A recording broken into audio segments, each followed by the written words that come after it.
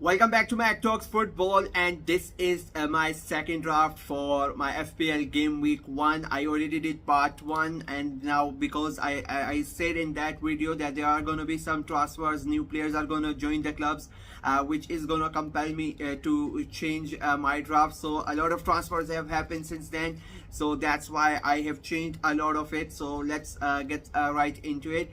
I have changed both my goalkeepers from last time around, but both of them are still like very cheap. I have not gone ahead and spent about 5.5 or 6 million on a goalkeeper. I have still kept the prices at low prices, and I have tried to buy two goalkeepers that I can interchange if I want to. The two keepers that I have gone with are Flecken from Crystal Palace and then Henderson from Brentford. Both of them have both of them are 4.5 million. So in 9 million you get two good goalkeepers who you can trust enough to have good games, who can provide you with clean sheets as well. Both of them, the first games they are playing against each other, so you need to be sure if you go with both of them as your keepers, you need to be sure which one you trust the most, that he can start and the other one is going to be on sub. After that, when you look at the fixtures, both of them have quite easy fixtures, and the only one difficult in the first 3-4 fixtures for both of them is Crystal Palace's game against Manchester United. Apart from that, like both of them have fixtures with mid-table clubs where you expect them to have clean sheets and to get you points, and if not even get clean sheets, you expect them to make good saves out in those games, so they can give you points.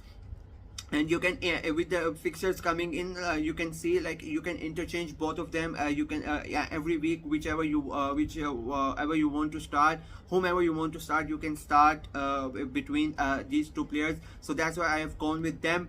I am still a bit hesitant on my goalkeeping position. I'm still not sure which two I'm gonna choose. Right now I have gone with them, but I still have a heart to bring Areola back from West Ham.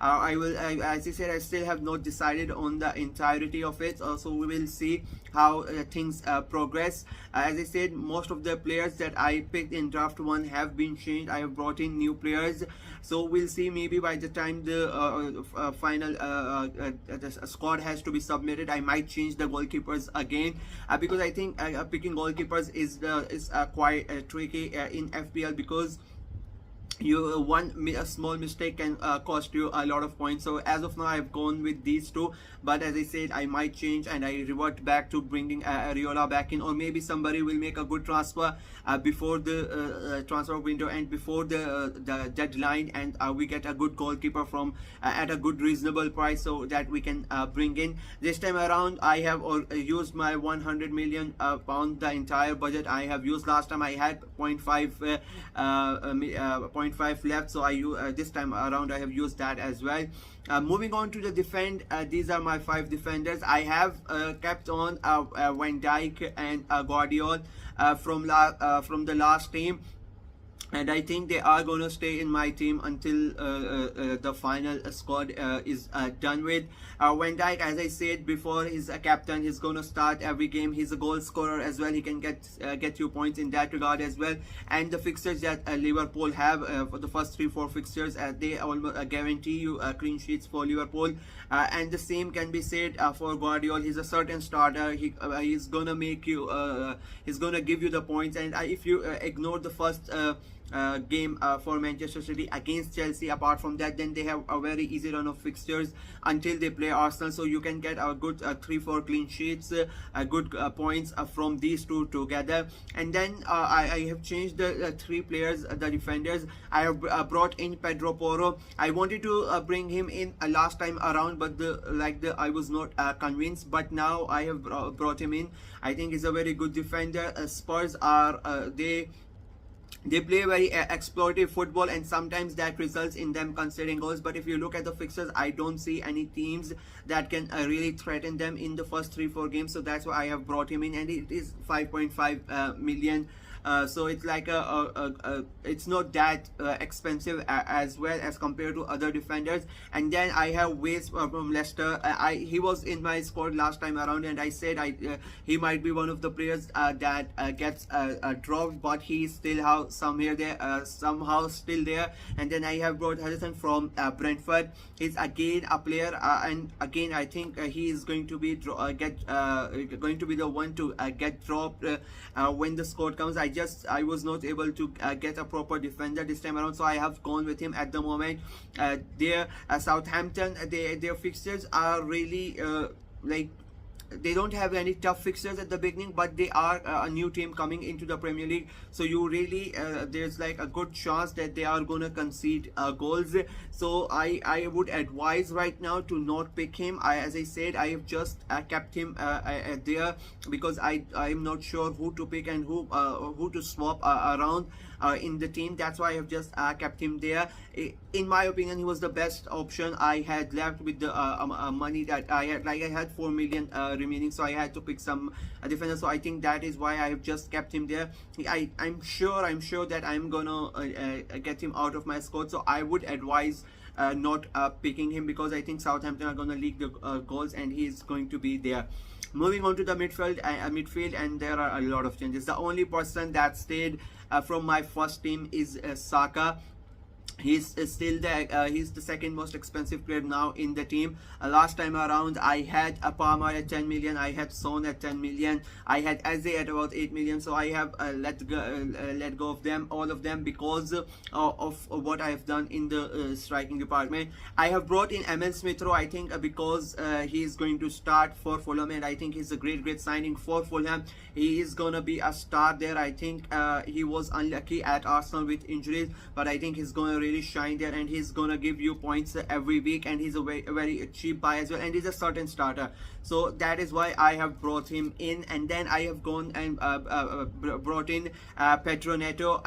I did not want to bring any Chelsea players, but when I chose the team, he was still a Wolves player, so that's why I brought him. I really like the guy. I think he's a great player, and now he has gone to Chelsea. I have refrained from picking any Chelsea players because, to be very honest, I don't really know who is gonna start for Chelsea. So in the first 2-3 weeks, I don't really wanna gamble on them. The only certainty I think I was sure who was gonna start was Cole Palmer. That's why I picked him last time around, but now I have let him go. Maybe I might bring him back in the squad, but as of now he's not there. So that is my midfield. And then moving on to the strikers, this is where it has changed again. I have brought in Erling Haaland for 15 million. That is why I had to cut back in the midfield and the defense.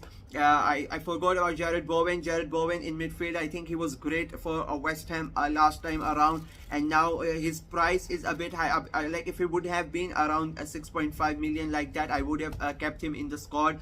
But now he's a good amount, 7.5, so he is a bit on the expensive side, but I still kept him in the squad this time around because of the money I have spent on the strikers.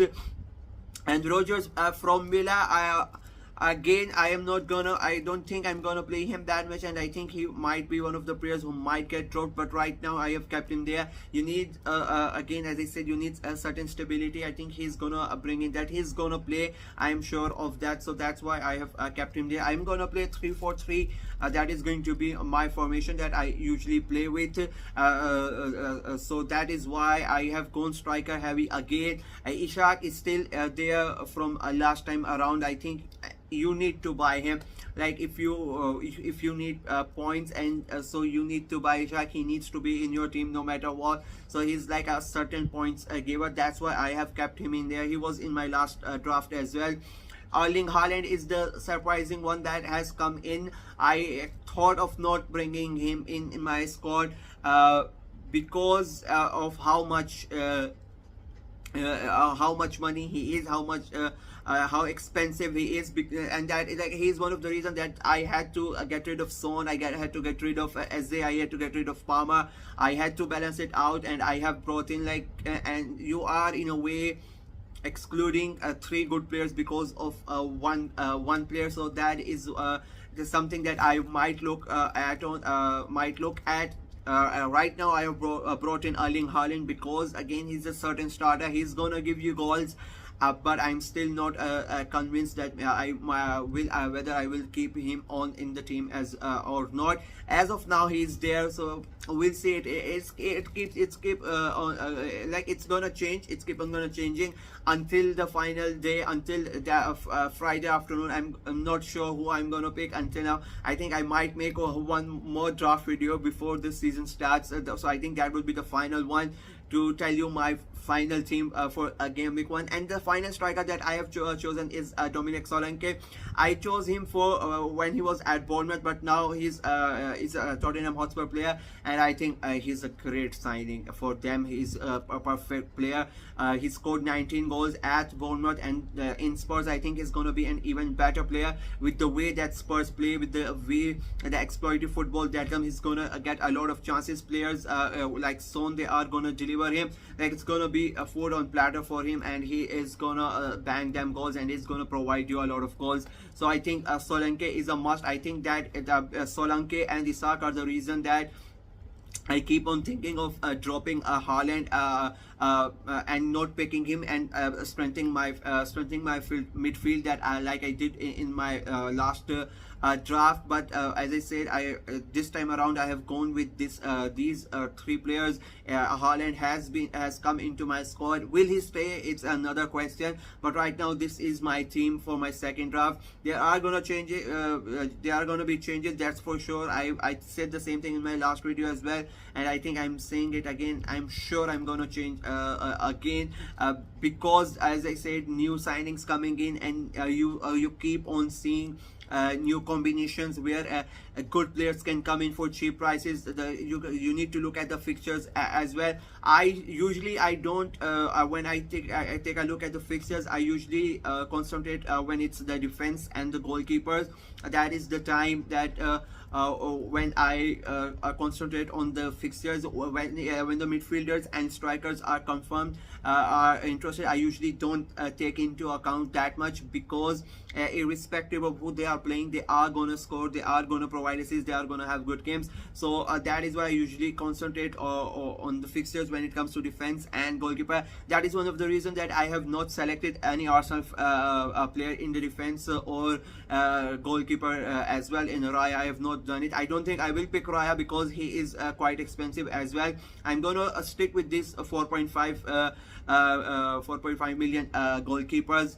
But in the defense, I could have easily picked Gabriel. I could have picked Calafiori as well. I think he's gonna play a lot of games. Saliba was there, but Arsenal's fixtures in the first 3-4 games are quite tough, so that's why I don't wanna put my defense in a bit of a bother. I'm an Arsenal fan. I hope that we win all the games, but we start the season well, but we have a lot of tough games. I hope that we win them easily. There are clean sheets, but you need to be practical about this. That's why I have not gone with any Arsenal players in the defense as of now. Maybe later on in the season you can switch them out and you can bring some Arsenal players, but as of now I have not gone with them. So this is my team for my second draft.